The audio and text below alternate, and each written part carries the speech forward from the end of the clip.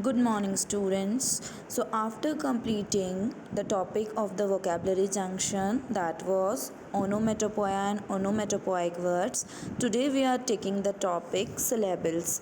If you see in the SVA students, you are having the book. In your book, it is on page number 27, pronunciation junction.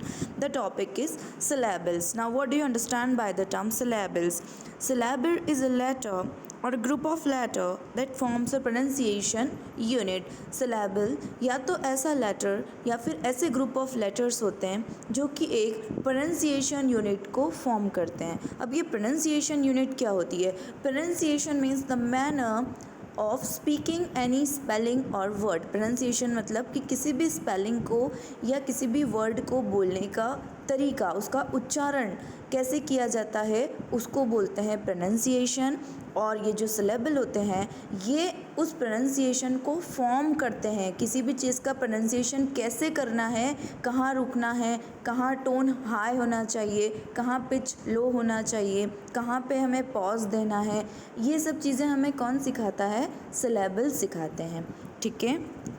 अब आप देखिए कि if we take a word tree, if we take a word tree, then we take a word ago, then we take a word remember. अब मैंने बोला बच्चों कि tree, तो ट्री में मैं एक भी बार मैंने पॉज नहीं दिया, मैंने डायरेक्टली मेरा जो वॉइस था वो बिल्कुल एक साथ फ्लो में गया ट्री. तो यहाँ पे एक भी जगह पॉज नहीं दिया, तो इसमें वन सिलेबल प्रेजेंट है. मैंने बोला अ गो, और मैं अ के बाद पॉज है और फिर मैंने गो बोला, मीन्स इसमें टू सिलेबल्स प्रेजेंट है.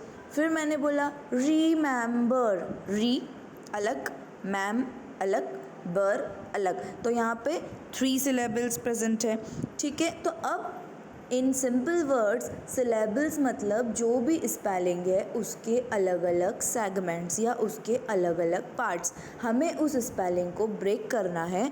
अगर वो स्पेलिंग ब्रेक नहीं होती है तो वो सिंगल वर्ड है, तो उसमें वन सिलेबल प्रेजेंट है. अगर वो स्पेलिंग दो अलग अलग पार्ट्स में ब्रेक होती है तो उसमें टू सिलेबल्स प्रेजेंट है. अगर वो स्पेलिंग तीन अलग अलग पार्ट्स में ब्रेक होती है तो उसमें तीन सिलेबल्स है. और अगर वो स्पेलिंग चार अलग अलग पार्ट्स में ब्रेक होती है तो उसमें चार सिलेबल्स प्रेजेंट है. I hope you have understood this. For example, see here, now we are seeing the syllable division. Now what is syllable divisions? Division मतलब किसी भी स्पेलिंग को, किसी भी वर्ड को डिवाइड करना. ठीक है बच्चों.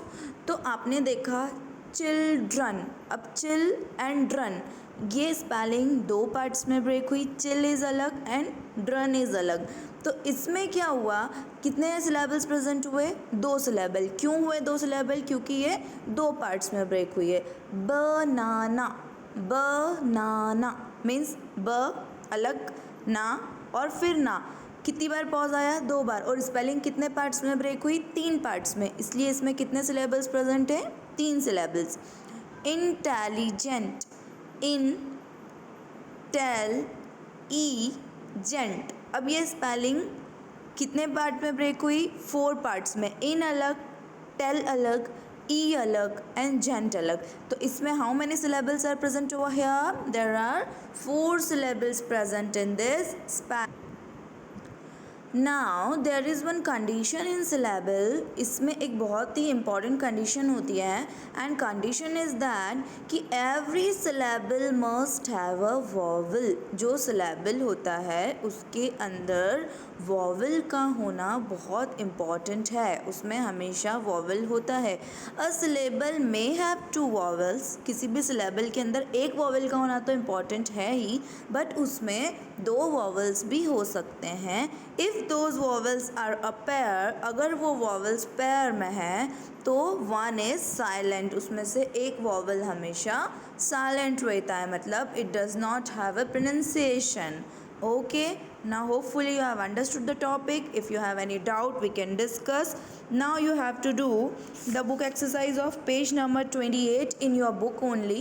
And the students of English and Hindi medium, those who are not having the books, I am sending you the image of that exercise, so you have to do in your rough notebook. No need to write anything from this topic in your fair notebook. Okay.